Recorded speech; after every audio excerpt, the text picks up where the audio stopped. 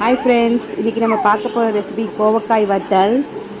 எங்கள் வீட்டில் சில கோவக்காய் பழுத்துருச்சு. ஸோ அதை நம்ம சின்ன சின்ன பீஸாக இந்த சைஸில் கட் பண்ணி எடுத்துக்கலாம். பாருங்கள், இந்த சைஸு. இப்போது நம்ம கட் பண்ணி வச்ச கோவக்காயை கடாயில் மாற்றிக்கிறோம். அது எல்லாம் ஃபுல்லாக மூழ்கிற அளவுக்கு தண்ணி ஊற்றிட்டு இதில் ஒரு அரை ஸ்பூன் மஞ்சள்தூள் சேர்த்துக்கலாம்.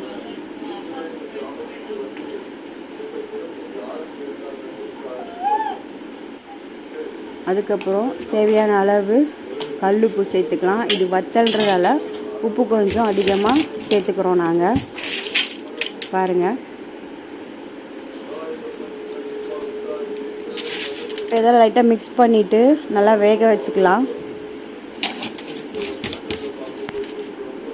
இப்போ நல்லா கொதிக்க ஆரம்பிச்சிச்சு. மஞ்சத்தூள் உப்பு கோவக்காயில் சேர்ந்து நல்லா வெந்துருச்சு. இப்போது வெந்ததை ஒரு தட்டில் மாற்றி எடுத்துக்கலாம்.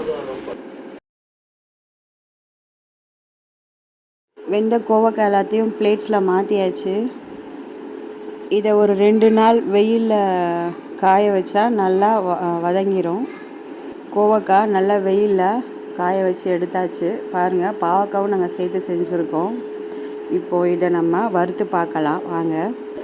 கடாயில் எண்ணெய் ஊற்றி எண்ணெய் சூடானதும் இந்த வத்தலை பொரித்து எடுக்கலாம்.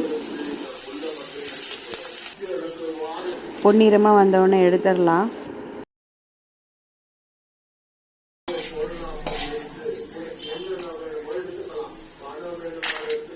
கோவக்காய் வத்தல் ரெடி ஆயிருச்சு.